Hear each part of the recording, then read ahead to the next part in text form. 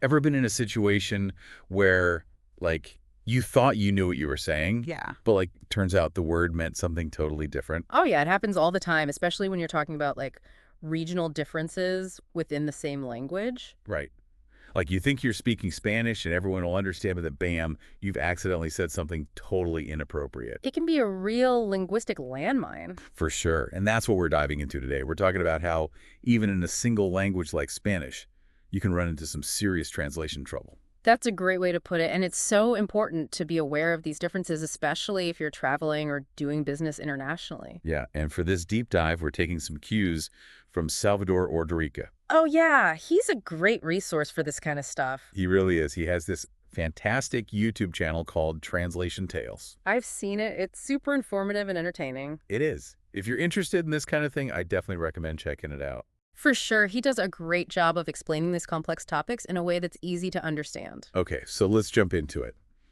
One of the examples Salvador gives is the word coger. Ah, yes, coger.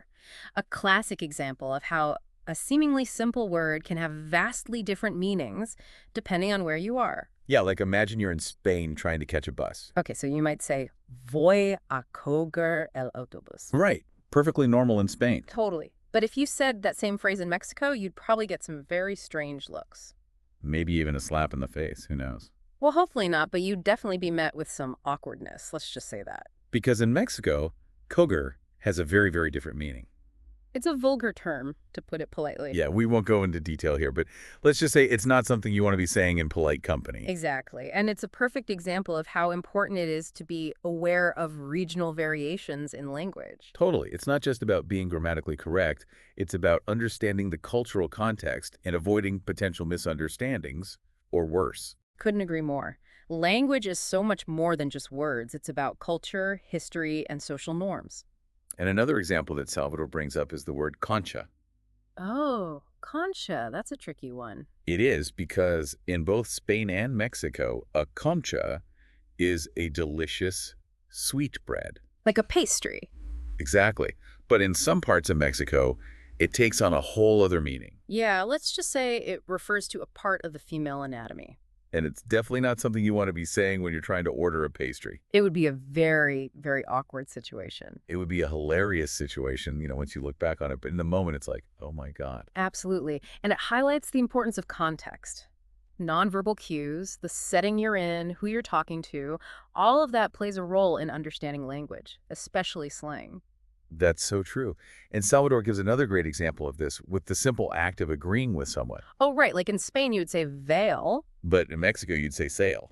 Exactly. And while using the wrong one might not cause a huge misunderstanding, it would instantly mark you as a foreigner. Totally. And it's those little things that can make a big difference in how you're perceived. Absolutely. It's about fitting in, showing that you understand the local nuances, and building rapport. Right. Like you're making an effort to speak the language correctly, and that shows respect. Exactly.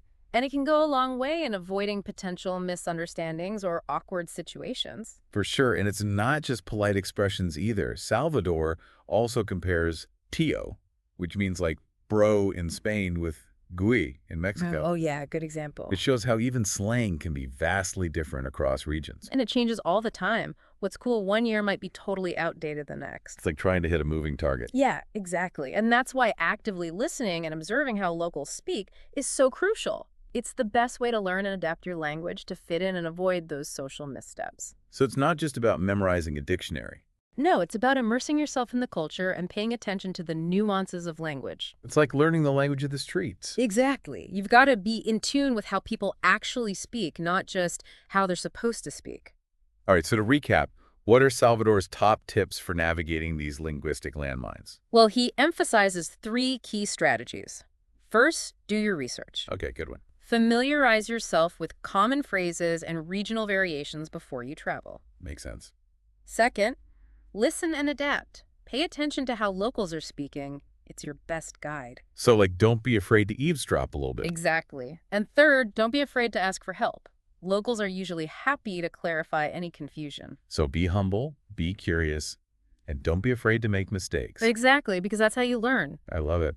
Those are such practical and helpful tips. They really are. I actually had a funny experience when I first traveled to Mexico. Oh, yeah. I kept using veil, And I got some truly bewildered looks. I can imagine. It's like, wait, what planet are you from? Exactly. Yeah, It was a good learning experience. It made me realize just how important these regional differences can be. absolutely.